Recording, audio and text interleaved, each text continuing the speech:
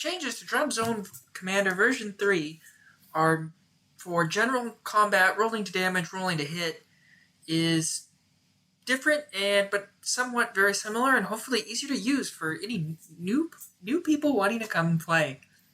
I'll be explaining what this weapon energy and target armor new chart does in today's article.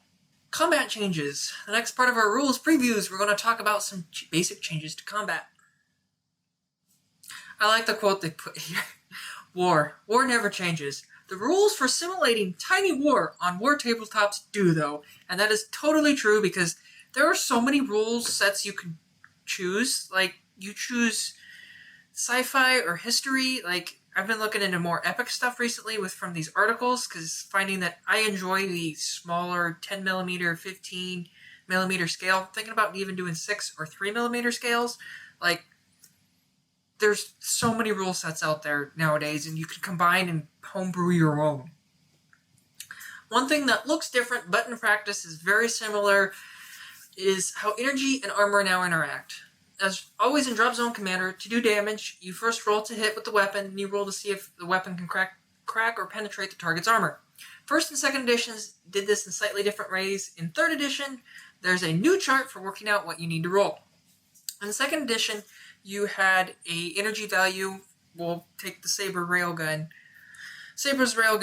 to start with, or as an example because it's super simple. It was energy 10. To beat another Saber, it was energy 15. So all you did is rolled a d6. You need a 5 or better because you had to add the energy plus the d6 roll to beat or equal the target's armor. If you got 2 over, that is a critical hit. In our new chart, we have our weapon energy value 1 through 10, and armor is 0 through 10. In the old system, it went up to 16, I think, for some of the behemoths, but 15 was generally the max. What this here is explaining, this lovely bit of text is explaining, is that on an equal to equal armor value, you need a 4+. So if my target's armor is 5 and my energy value is 5, I need a 4+. If my energy value is 5 and my target armor is 4, you need a 3+. So 1 under your energy value is 3. Anything lower than that, it's a 2+. But if my energy is 5 and my target's armor is 6, I need a 5+. If it is 2 or higher, so 7, it needs a 6+. If it is 3 or more, that's what this giant black thing is, you can't do any damage to it. There might be a keyword used around every so often that would bypass this, but hopefully that is very rare. Energy and armor values ranges 1 to 10. If you knew the old second edition stats, its values are converted by being reduced by 4 and armor values reduced by 8. Gives the exact same numbers as veteran commanders will be used to. In second edition, Saber's energy railgun needed a 3+ to damage a armor 13 Scourge Hunter. That would be the skimmer tank for the dreaded old enemy, the Scourge, the original enemy of Dropzone Commander. In third edition, Saber's railgun is energy 6, and the Hunter armor is 5, so 1 less than the energy value. The energy is 1 higher than the armor, so a 3+ is needed to do damage. Slightly different process, but same results. So energy 6 and armor 5, so energy 6, find our armor 5. It's in this green 3+ column. You can either do the math or just print out this sheet, and eventually you'll quickly understand it and pick it up and not needing the chart when you're doing your 2 damage rolls. This generally makes energy and armor easier to understand for new players when looking at the new stat sheet. You know that your Saber tank's armor 7 is higher than its energy of 6 and can easily work out how much it would do in a mirror match. For grizzled veterans, learning to say new numbers will take some time, but the general, oh yeah, this was a 5+ in the past, this is a 5+ now, will still hold true. So the Saber's armor is 7, so we find our 7 column here. And energy is 6, goes to a 5+. Critical damage has changed. A critical is now beating the target number by damage by 2 or more. This means when high energy weapons shoot low armor targets, they can only score a critical hit on a 4+, regardless of difference in values. This makes critical hits a bit less reliable and means your biggest gun isn't automatically your best choice against low armor targets. This is because that even when you have an energy 10 weapon, you're still hitting on a 2+ from 2+ on 2s when if your armor value is 2, that it doesn't change until the target armor's value is 9. Where in the past, energy value of 10 would need a 2 to beat it, which would be energy value 12 when added together, which would be 2 higher than even energy 7. So that would be basically an automatic critical hit. And then the other quirk of the new table, since all energy values have been reduced by 4, that means the low energy weapons, flamethrowers, Gatling guns, weapons built for killing infantry, no longer fit. So this is where the small arms weapons comes in. So we almost have 2 damage tables. We have our energy value, weapon to armor table, and then we're going to have this small arms table. We'll explain, which I'm curious to see, as we're going on this article, curious to see how this is going to work out with in the new game, as they mention that this twin Gatling cannon or other high volume, low energy shots were as good at destroying buildings, because you can destroy buildings in Dropzone Commander, which can be really fun because you can have this really tall skyscraper of a building just collapse, and it's like, yeah, I wanted that off the board. It's going to go. A lot of weapons that previously had a range of energy values are simply small arms weapons. These weapons have high rates of fire, but have a S before their energy value, such as the UCM's Condor's twin Gatling gun. Note its energy value of S2. So it'll get 5 attacks, hitting on 3s. Energy is small arms 2. Small arms cannot damage anything with an armor value. So that line in itself should hopefully speed up the game. Because say you had, even, so with the new group changes from a previous video that we had, could be a lot more Condors, so there could be a lot more of these twin UCM-5 Gatling cannons on the board that might as well try and use the weapon. You bought it, but now that if anything has an armor value, it can't damage it. That kind of, in certain situations, that will basically ignore all those small arms weapons. So all the weapons with S2, S5, all those weapons can just be ignored and basically hopefully speed up gameplay some. So that's vehicles, aircraft, or zones. However, against infantry, they don't have an armor value at all. Every hit does 1 damage. And I believe another big change.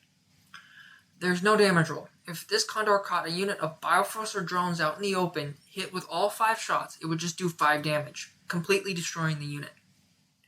If infantry are obscured, a new catch-all term for being partially out of line of sight, being concealed by smoke or hunkered down in a zone. In another article, a zone is basically within 2 inches of a building or a forest or some garrison-type area on the field. Could make a zone of like industrial pipes or like a power plant transformer station. I don't know if you've seen one of those where there's just all the different power lines and coming in to change voltages or redirect power from going one direction to another. that could be a zone because you need to capture the power station, not only the control, but where the power is generated. That could be a zone, and that could provide obscurity. They get a defense roll per point of damage suffered from small arms weapons, negating 1 damage for every roll equal to or lower than their DF value. Bioforcer drones have a 4+ DF, so if their unit were instead behind cover, there's an average shrug off of half the incoming damage from the Condor. Being obscured is now easy to determine. If your shooting unit can see the center of the target unit, or the center of the base for infantry, you have a clear line of sight. If you can see part of the unit but not its center, you have an obscured line of sight. Attacks against obscured units have a -2 accuracy penalty. So if our infantry scourge unit being in this zone, having this 4+ DF value, I'm guessing that's going to stand for defensive value, is obscured. Instead of hitting on 3s, you're going to be hitting on 5s. So a lot fewer attacks are going to be coming through into that Bioforcer unit. And then on top of that, they're going to try and roll a 4-up to shrug off the incoming damage. 4-up is either a 4, 5, or 6. So it is a 4 or higher on a normal D6 dice. Combining fire, something new for version 3. A single assault rifle or even a whole-mounted machine gun isn't likely to do damage a vehicle, and in fact, small arms weapons can't do so at all. However, enough concentrated fire in the same place can make a dent. Quality has a quantity of its own. This is represented by small arms being able to combine fire. When picking targets for your small arms, you can pull shots from any small arms weapons in range and line of sight of the target. You can combine 5 shots into one attack with an energy value of that number after the S in the weapon's energy. So our Humber Condor can focus its 5 small arm shots into one energy 2 shot instead. Energy 2 still isn't going to bother anything with armor 5 or higher, but against some light vehicles or biomass equivalents for the new Bioficer faction, the Condor's hail of bullets can actually make a dent. So back up here, this S2 would become 1 energy 2 shot from these five attacks. So say you had, in the battle group 1, say you had that squad of 6 sabers plus 2 condors. Those 2 condors could pool their shots with 10 shots, becoming 2 energy 2 shots. And we'll go back up to the table. So here's our energy 2. Again, once you hit 5, it can't damage anything. So it can only hit these really, these lower things. And even at energy 2, you're probably not want to hit anything above armor 2 to really do any damage with so few shots.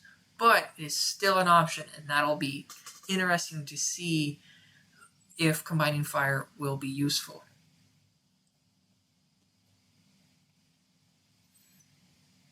You can't combine shots against infantry or zones. No amount of bullets is going to knock down a skyscraper, or at least fast enough to get it done in a game. But you can combine them from multiple sources. Units and groups all attack simultaneously. So if you set up things correctly, you can combine fire from small arms from your Legionnaires, their Bayer APC, and their Condor dropship all at the same time. So if for some reason you are able to get Legionnaires in a spot where they're not going to just be wiped out in the open, maybe some cover behind a barricade or something on the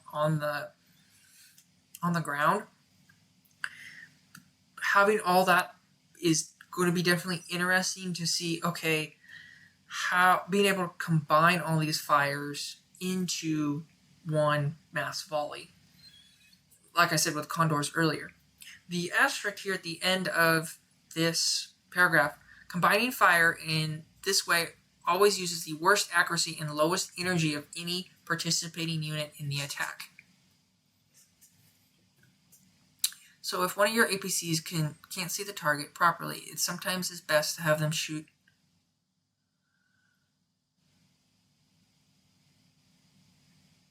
shoot on its own rather than in a mass volley.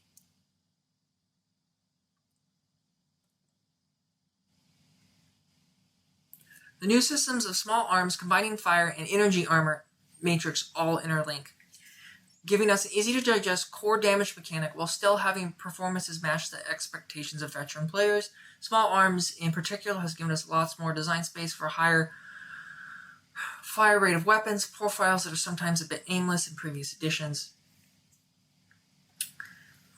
This also lets us avoid some low to mid-energy weapons inadvertently becoming good demolition weapons with sheer volume weight of fire.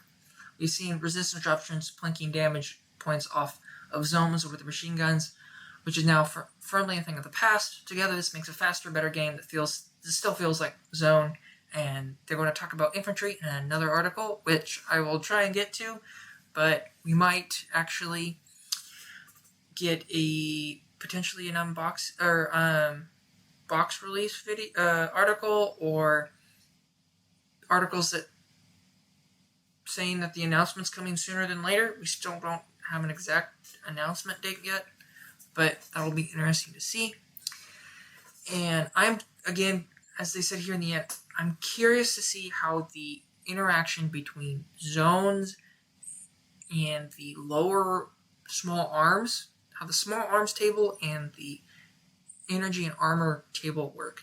Since Dropzone is a 10mm game, it's mainly a tank-driven game, a vehicle-driven game for that scale, but there's still a very heavy infantry focus to find your objectives in the buildings to get them off board, while your tanks and AA defenses for basic good starter games are the core things you're going to be interacting with a lot. So, and with the combined fire mechanic, I wonder if some groups will be tailor-made to combine fire with their dropships in a either fast attack role or maybe even a defensive role. But in terms of having maybe that Legionnaire, Bear, and Condor combo going off a lot, I don't think don't see that going off that often. But who knows? New edition, new combos. Thank you, Wargamers, for listening to this video, and if you are excited for the new edition, drop a comment below, and have a good time wargaming. See you next time.